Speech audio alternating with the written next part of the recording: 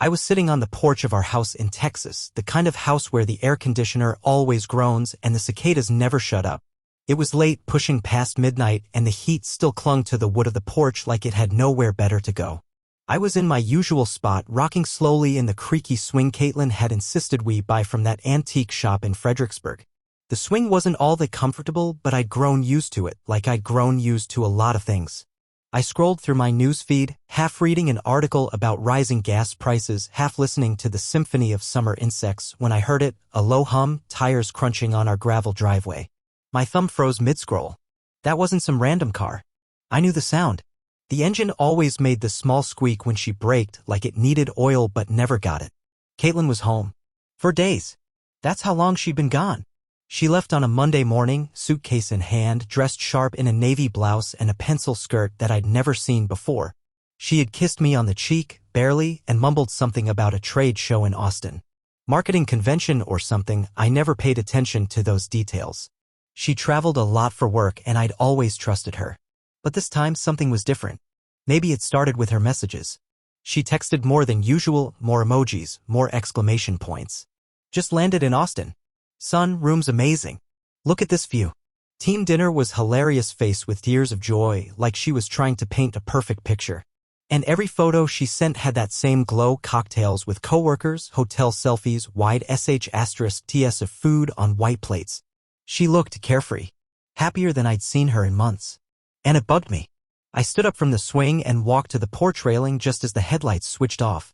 Her silhouette emerged from the car, blazer tossed over her arm, hair a little tousled, glowing in the moonlight. She was laughing to herself, phone in hand, like she had just read something hilarious. Her heels clicked across the concrete like she was walking off a runway, not stumbling in after a long work trip. Hey, I said, trying to sound casual. She looked up and smiled like I was a pleasant surprise, not her husband. Hey, babe, she said, her voice sing-songy and light. I stepped off the porch to help with her suitcase, but she waved me off. I've got it, she said quickly. Then, realizing how that might sound, she added, it's lighter than usual. Didn't overpack for once. She was still holding her phone, her thumb tapping something out quickly. When I reached out for a hug, she leaned in, but it was partial. Her other arm stayed close to her side, phone clutched tightly. I felt the edge of her phone case against my ribs more than I felt her warmth. Trip go okay? I asked, stepping back, trying not to let the awkwardness show. She nodded. Yeah, super productive. My presentation went over great. Lots of networking. You know. I didn't know. I didn't even really know what she did at these events. I just nodded. You're home late, I said, watching her as she walked toward the door. She paused, adjusting the strap of her purse. Yeah, we stayed to close things out. Last dinner ran long and I didn't want to drive too tired. She moved past me, unlocking the door and slipping inside. I followed, and for a moment, everything looked the same, the familiar sprawl of shoes by the door, the faint scent of lavender from the plug-in diffuser, the hum of the fridge in the kitchen. But something was off. Not in the house. In her. Caitlin stood in the entryway for a moment, then turned around, still grinning. I'm gonna shower and crash. I'm exhausted. She was gone before I could say anything else. I stood there in the darkened foyer, listening to her footsteps fade down the hallway. Then the bathroom light flicked on and the door clicked shut. That's when it hit me, she never once asked how I was. No, how was your week? No, miss me. Not even a what did you eat while I was gone? It was like I was the background character in her story. I wandered into the kitchen, more out of habit than hunger. Opened the fridge, stared inside, closed it. Then I glanced at the trash bin. It had been emptied. I hadn't done it. Caitlin must have cleaned up before I even heard her pull in. Strange. She hated housework right after traveling. I waited. 15 minutes passed. The shower was still running. Normally she took quick ones, bad for the skin, she always said, but tonight it was dragging. Steam crept under the bathroom door, curling like fog into the hallway. I walked over and knocked gently. You okay? Yeah, she called back. Too cheerful. Just really needed this. I stood there, my hands still against the door for a few seconds longer than necessary. Then I walked to the bedroom. Her suitcase was on the floor, open, half unpacked. A neatly folded hotel towel sat on top of her clothes. Weird. Hotels don't let you take towels. I noticed something else. Her makeup bag was wide open on the dresser, and next to it, a small slip of paper. I leaned in just enough to read the top line before she suddenly opened the bathroom door. I turned quickly, pretending to be adjusting the blinds. She stepped into the room wrapped in a towel, hair dripping, her eyes flicking toward her suitcase. I tried to keep my face neutral. "You going to bed?" she asked. "Yeah, just about." She gave me another too bright smile and climbed into bed, phone already in hand. I watched as she typed out a message quickly, then rolled to her side, facing away from me. The light from her screen cast soft blue shadows on the wall. I stared at the ceiling. I was tired. I should have just closed my eyes. But instead, I stayed wide awake, watching the wall flicker with the soft glow of her secret. The next morning, I woke up alone. Her side of the bed was still warm, sheets rumpled like she'd been tossing all night. But she was gone. Not just gone from the room, gone from the house. No sound of the shower. No coffee brewing. No clink of dishes in the kitchen. I checked my phone. 6:48 a.m. Caitlin was never up that early unless she had a flight or something to hide. I found a post-it on the fridge. Went for a walk, needed to clear my head. Be back soon. Red heart, the handwriting was hers, but it looked rushed. Slanted. Not the neat, curved letters she usually used for notes to me. I sat at the kitchen table with a cold cup of yesterday's coffee, staring at the note. Something gnawed at me. It wasn't the walk. It was the fact that she didn't text. Caitlin was surgically attached to her phone. She texted me to ask if we had enough milk. But now, after 4 days away, she left a sticky note. I opened the fridge. Half a carton of milk. Enough for coffee, not cereal. I closed it and walked back to the living room. The house felt weird. Quiet in a way that didn't feel peaceful. It was the kind of quiet that lets your thoughts echo too loud. I sat on the couch, trying to rationalize the knot forming in my stomach. Maybe she just needed space after a long trip. Maybe she had jet lag. Even though Austin's in the same state. I kept coming up with excuses like I was trying to protect myself more than her. When she came back around 7:30, she was breathing hard like she'd actually been running. Her cheeks were flushed, eyes alert. "Hey," she said, setting her phone down on the counter. I just needed to move a little. Sitting in those conference rooms for 4 days straight. I felt like I was growing roots. "Everything okay?" I asked. She nodded too quickly. "Totally." "Why?" I shrugged. "You were up early. Just surprised me, that's all." She poured herself a glass of water, drank half of it in one go, then looked at her phone and smiled. She picked it up again and started typing, then stopped, realizing I was watching. "Oh, it's just Danny from work. She's asking about a client call." I nodded, even though she hadn't mentioned Danny in weeks. "I'm gonna take a quick shower," she said, disappearing down the hallway again. "Again?" I stared at the hallway. She just showered last night. She never doubled up like that unless she'd been to the gym or, no. I cut the thought off. But still, something didn't feel right. When the water started running, I walked to the bedroom. Her suitcase was still only half unpacked. Clothes folded neatly but with too much care, like someone had packed not to travel light but to make an impression. Then I noticed something. Her laptop bag was zipped all the way up, but the zipper pull was flipped backward. She never did that. Caitlin was neurotic about little things, bag zippers facing forward, toothbrush on the right, rings in the tiny dish by the window. I opened the bag. Inside was her laptop, closed and cool. And underneath it, a thin folder, plain black, no labels. I pulled it out. Inside were printed documents. Meeting agendas, sure. But also receipts. Restaurant bills from places I'd never heard of. A reservation confirmation from a hotel that wasn't the one she said the company had booked. I was flipping through it when the shower turned off. I shoved everything back quickly, zipped the bag shut, and backed out of the room. She came out a few minutes later, hair wet, wearing a loose t-shirt and yoga pants. "Hey," she said, breezing past me into the kitchen. "Didn't you say we needed groceries?" "Yeah," I said slowly. I was gonna head out in a bit. "I can go," she offered. "I don't mind." She never volunteered to do errands. Ever. "No, I'll go," I said, maybe too quickly. She tilted her head. "Everything okay?" "Yeah. Just, you seem a little on edge." She forced a laugh. "I'm not on edge, I'm just tired. Travel always messes with me." But she wasn't tired. She was wired. Her fingers drummed on the counter as she looked at her phone again. I watched her thumb swipe quickly, then stop. She tilted the screen away from me. I stood and walked over to the sink, grabbing a glass just for something to do. "Caitlin," I said without turning around, "do you remember that hotel you said your company booked? The Marriott." She paused. "Yeah? Why do I see a reservation confirmation for the Clara Inn?" Silence. I turned around slowly. She blinked once, twice. "What?" "In your bag," I said. There was a printout. Her mouth opened slightly. I had to switch last minute. The Marriott was overbooked." "I thought I mentioned that." "You didn't." She nodded too fast. Sorry, I must have forgotten. It was a whole thing. Travel team got it mixed up. I didn't respond. I just watched her. She hated being watched. Always said it made her nervous. She picked up her phone and walked toward the back porch. I need to take this, she said, even though it hadn't rung. She stepped outside and closed the door behind her. I stood there alone, feeling the silence press in again. Something was wrong. I wasn't imagining it. She was hiding something, and not just a hotel change. Her eyes, her voice, the nervous energy, it all screamed cover-up. I walked back into the bedroom again. Her bag was still there. But this time, something new was sitting on top of her clothes, a sheet of paper. It looked like it had been pulled from the folder I'd seen earlier. A note. In her handwriting. 3 words. No. No. No. I stared at it. The words were scribbled like she'd written them in a panic. The kind of thing you write when you're spiraling. And behind it I saw something else. A piece of lingerie tucked beneath her travel pajamas. Red lace. Not something she'd ever worn with me. Still had the tags on it. She never bought things like that. I heard the door creak and shoved the note and the lingerie back into the bag. I stood up just as she stepped into the room. She froze. What were you doing? She asked. I was putting away laundry, I lied. She smiled, but it didn't reach her eyes. I can take care of it. No, it's fine. Her phone buzzed. She picked it up instantly, turned her back, and started typing.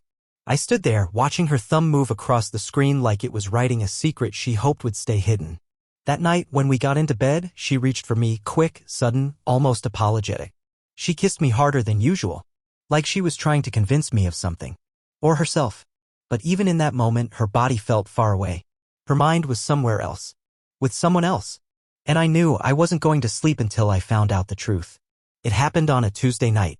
Caitlin was in the shower again, her 3rd long shower in 2 days. I stood in the hallway pretending to be on my phone while listening to the water run. I told myself not to go through her stuff again. Not unless I had a real reason. But I already knew I did. This time I didn't start with her suitcase or her laptop. I started with the simplest, most mundane place, the linen closet.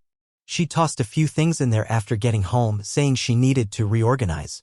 I opened the door quietly and saw a shopping bag tucked behind some towels. Fancy paper, soft pink ribbon. It had the name of a boutique on it, one I didn't recognize. Inside was a small box, still wrapped in tissue paper. I unwrapped it and just stared. Lace lingerie. Delicate. Red. Still had the price tag, $89. She'd never worn anything like this with me. Not even when we were newlyweds. I should have stopped there, but I didn't. I pulled out the tissue paper and found something else. Tucked beneath the lingerie was a handwritten note on hotel stationery. Just 4 words. Finally alone. Reheart K. It was her handwriting. There was no mistaking that. The words burned through me. She hadn't written it for me. I sat down on the closed toilet lid, heart pounding. My hands were shaking. Not with rage. Not yet. But with something quieter. Something deeper. Disbelief. This was it. I didn't want to believe it, but I couldn't lie to myself anymore. I put everything back exactly as I found it, then stood and stared at myself in the mirror. My face looked different. Older. Tired. I didn't recognize the man staring back. When Caitlin finally stepped out of the shower, towel wrapped tight, she acted like nothing had happened. I might work late tomorrow, she said casually, combing through her hair. Q3 projections are a mess. I nodded slowly, like I was listening. But inside I was somewhere else. Already unraveling the story. That night, I waited until she fell asleep before reaching for my laptop. She always snored lightly, like a slow exhale. When I heard it, I knew she was out. I logged into our shared mobile phone account. She'd forgotten I had access to it. I typed in the password and pulled up the call logs. There it was. A number that kept showing up, same area code, same last 4 digits, over and over. At all hours.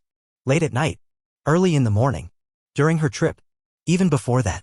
Sometimes twice a day. I copied the number and dropped it into a reverse lookup site. Lucas Harper. Marketing executive. Lived in Arizona. Same firm as Caitlin, different branch. I didn't know the name. She'd never mentioned him. Not once. I went through her contacts. Nothing under Lucas. But she could have hidden it under something else, some innocent-sounding name. Or deleted it entirely after each call. I kept digging.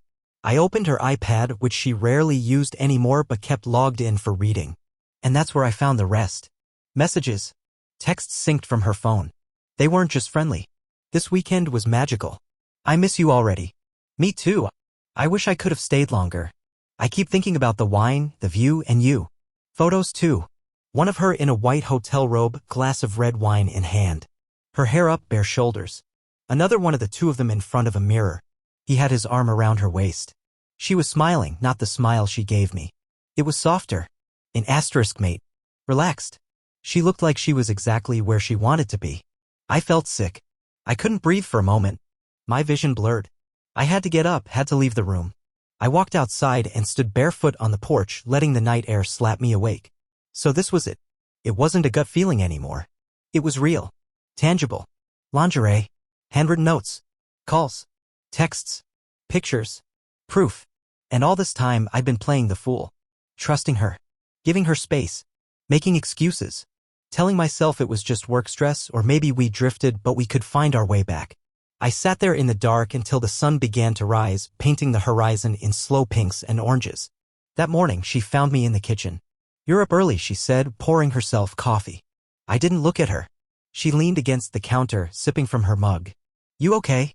I looked at her face. The ease with which she played her role. The calm. The nerve. "Yeah," I said quietly. "Just couldn't sleep." Later that day, while she was in a meeting, I opened my laptop and clicked into the firm's internal team portal. I still had the link she'd sent me months ago when I helped her set up her home presentation system. There it was. Team-wide Zoom meeting. No password required. I logged in with a muted mic and camera just to see. The team was already mid-conversation. Casual chatter. Someone was sharing slides. A familiar voice laughed, Caitlin's.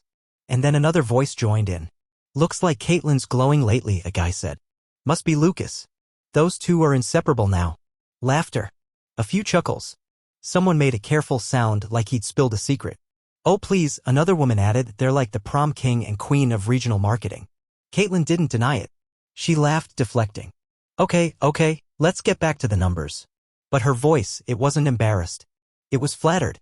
I logged out. That was all I needed. The betrayal wasn't just physical. It wasn't just emotional. It was total. She'd woven it into her work, her routine, her everyday. And I'd been the background character in a life she'd rewritten without me. I closed the laptop. My hands were steady now. I wasn't shaking. I wasn't crying. I was calm.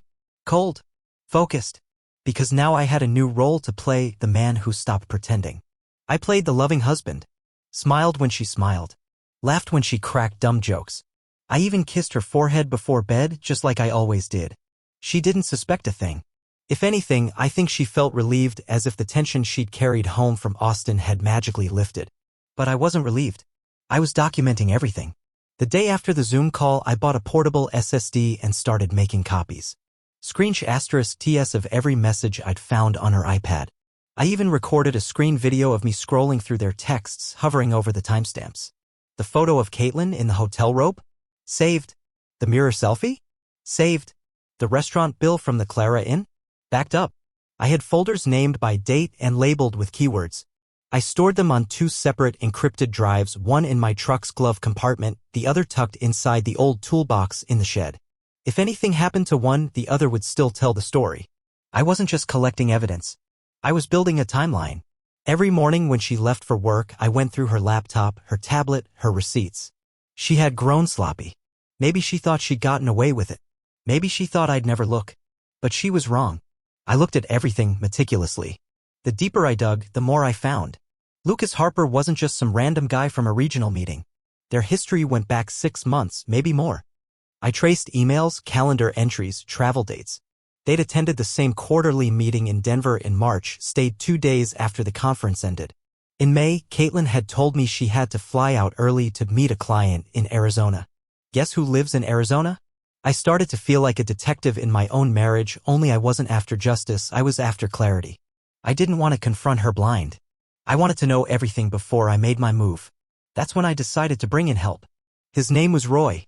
A private investigator referred to me by a guy from work, someone who'd been through his own mess and had come out clean on the other side. Roy wasn't flashy. He had a quiet voice, wore jeans and boots, and spoke like a man who'd seen it all. "I need to know if she's still seeing him," I said when we met at a diner outside town. He didn't blink. "You already know the answer." "I want proof," I said. "Video. Photos. Travel confirmations. I want to know what she's doing and where. And I don't want her knowing I'm on to her." Roy nodded. "Give me everything you've got." Messages, dates, names. I handed him a flash drive. It's all there. He slid it into his inside jacket pocket without even looking at it. I'll get started tonight. I'll call when I have something real. For the next few days, I played my part like a pro. I complimented Caitlin's cooking even when she burned the chicken. I asked about her day, feigned interest in marketing updates, nodded as she talked about how stressed the team was lately. I noticed she didn't mention Lucas. Not even once. That told me all I needed to know. People don't hide what doesn't matter. Then Roy called. I've got something, he said simply. We met at the same diner. He looked tired but focused. Sat down across from me and slid a folder across the table. Most of this happened while you were asleep, he said. She left your house at 11:42 p.m. last Thursday. Told you she was just going to check on her sister after a panic attack. I remembered that night. Caitlin had acted shaken, said her sister Jen was having a meltdown over a breakup. She'd thrown on a hoodie, kissed me on the forehead, and sped off into the night. She never went to Jen's, Roy said. I tailed her. She drove to a hotel on the edge of town. Checked in under her maiden name. Lucas arrived 15 minutes later. He opened the folder. Photos. Her car in the parking lot. A blurred *T of her in the hotel lobby, hair tucked under a baseball cap. Another of Lucas walking in, wearing a hoodie and ball cap, trying just a little too hard not to be noticed. And then the big one, the two of them entering a hotel room together. Room 214. Timestamped. 12:27 a.m. They didn't leave until nearly 6 a.m., Roy added. Different exits, 20 minutes apart. There was silence between us for a beat. I'm sorry, man, he said quietly. I nodded, throat tight. It gets worse, he said, pulling out a second envelope. I accessed her travel records through your shared account with the airline. She booked a trip next weekend. Round-trip flight to Savannah, leaving Friday morning. I stared at him. She told me she was going to a leadership seminar. Roy didn't respond. He just slid another page across the table. A reservation confirmation for a 2-night stay in a private cottage near Tybee Island. Oceanfront. 2 guests. The name on the booking? Lucas Harper. I felt something inside me shift. Not explode, just shift.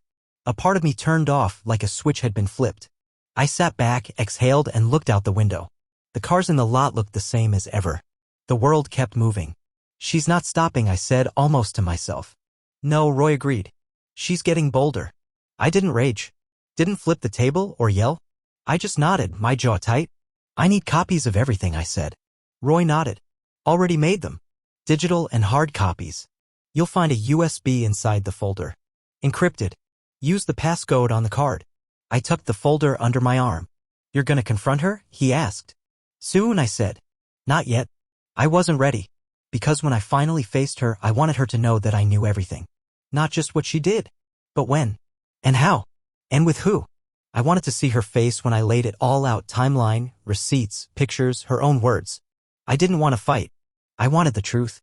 And after that, I wanted out. That night, Caitlin came home late again. Said she'd grabbed drinks with coworkers. Said the meeting had run long. Said she needed a bath and maybe a massage sometime this weekend. She lit candles. Played music. Tried to draw me in. I watched her from across the room and I didn't say a word. I just smiled. I'd seen the real her now. And I was almost ready to say goodbye. I met Roy again on a Thursday just after sunset. We picked a quiet corner of a cafe halfway between his office and my neighborhood. He brought a nondescript manila folder and a flash drive in a zippered pouch. I brought a notebook and a pen even though I wasn't sure I'd need them. I think part of me just wanted to pretend this was something clinical. A meeting. A task. A to-do list. Not the unraveling of my marriage. Roy slid the folder across the table and tapped the top. This has everything from Savannah and the weeks before. You said you wanted the full picture. I nodded, fingers resting on the folder but not opening it yet. You okay? He asked. Yeah, I lied. Just trying to stay clear. He nodded like he understood. I'll walk you through it. Inside were photo printouts. Some blurry. Some crisp. The first few were routine surveillance, Caitlin at the airport checking a bag.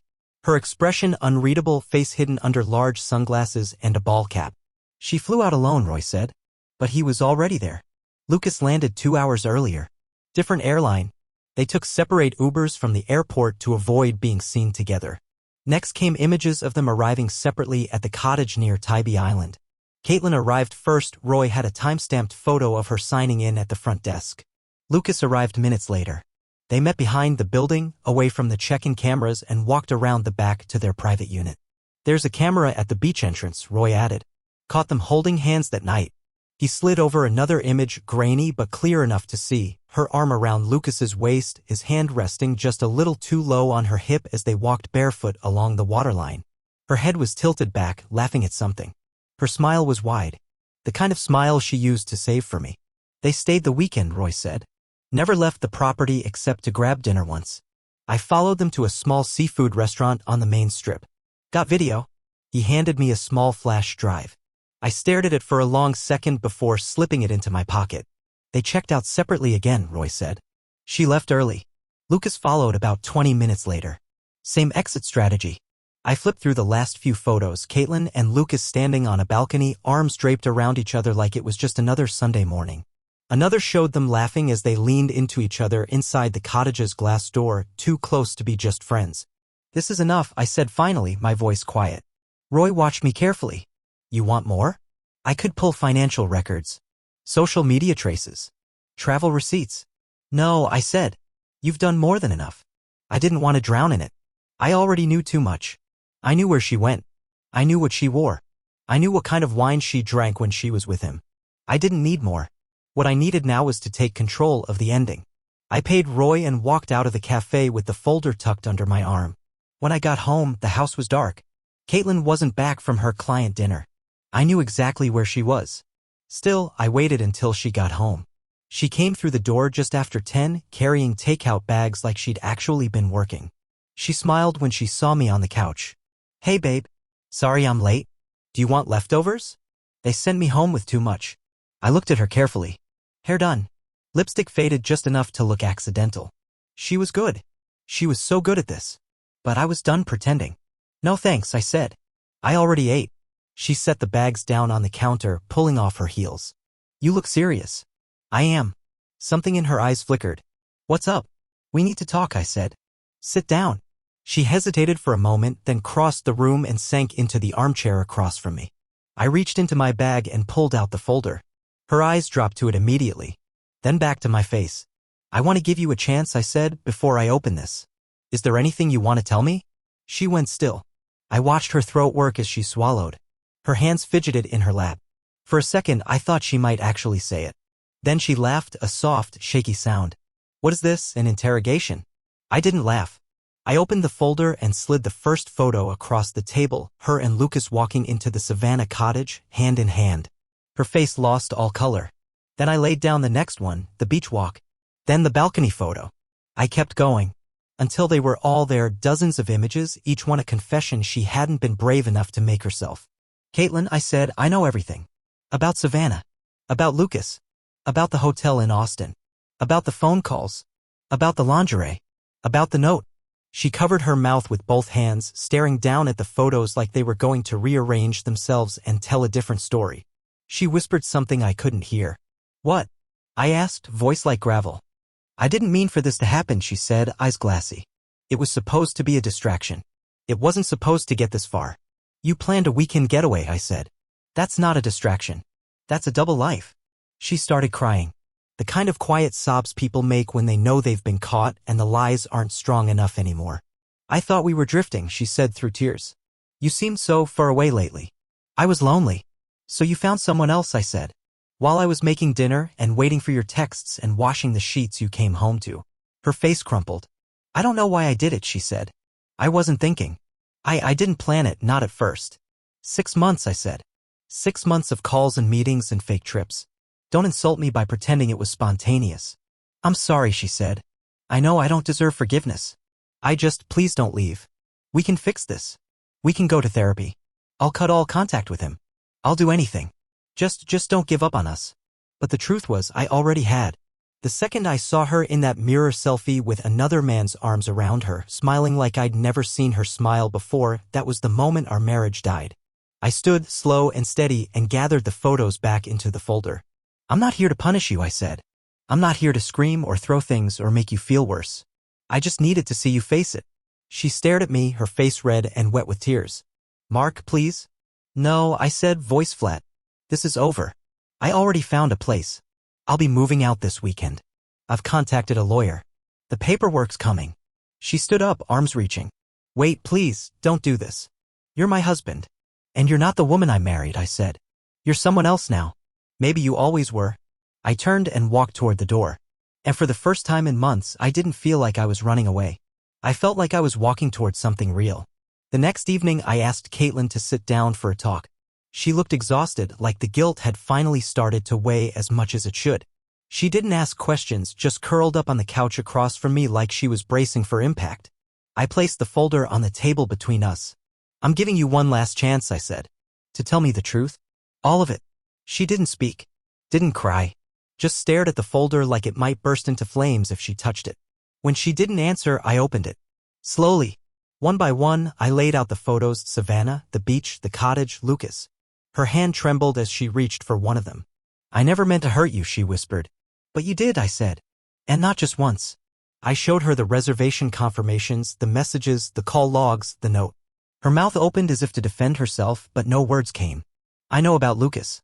I know about your fake work trips. I know about the meetings that weren't meetings. Caitlin, I know everything. Tears streamed down her cheeks. It just happened. No, I said, shaking my head. Cheating doesn't just happen. You made 1,000 choices. You planned it. You lied. Over and over. She collapsed inward, hugging herself, sobbing into her hands. I didn't comfort her. Because this wasn't about pain anymore. It was about truth. I'm moving out, I said. I already talked to a lawyer. The process has started. She looked up, eyes wide. Please. Don't do this. I'll change. We can fix this. No, I said. You had chances. You made your choice. Now I'm making mine. I walked away as she cried on the couch, leaving her to sit in the wreckage she created. I moved into a small apartment on the west side of town, nothing fancy, but quiet and mine. The kind of place where I could hear myself think again. Caitlin kept trying to reach me. Texts, voicemails, emails, all variations of the same message: please, let's talk. But I didn't respond. There was nothing left to say. I filed for divorce 3 days after that final conversation. My lawyer didn't have to dig hard, my folder had all the evidence we needed. Infidelity in a no-fault state might not be everything, but it helped. Then came the twist. Lucas wasn't single. His wife, Emily Harper, found the texts too. And unlike me, she went public. *TS. Posts. Comments. Caitlin's name started popping up online. People in her industry whispered. Clients backed out. And just like that, her perfect image cracked. But I didn't watch it unfold out of spite. I just walked away. I spent the next few months rediscovering myself. I started running again. Went to concerts with friends I hadn't seen in years. Read books I'd been putting off. Let silence be a companion instead of a threat. And then, one afternoon, it happened. I was sitting at a local cafe, reading, when someone asked if the seat across from me was taken. Her name was Emma. She had wild curls and a voice that felt like music. We talked for 2 hours that day, and we've been talking ever since. She knows my story. I didn't hide it, and she didn't run from it. Being with her isn't flashy. It's real, steady, kind. Sometimes I still think about Caitlin, not with longing but as a lesson. The affair destroyed my old life, but it gave me the space to build a better one. Sometimes what feels like an ending is just the start of something new. And this feels like the beginning I never saw coming.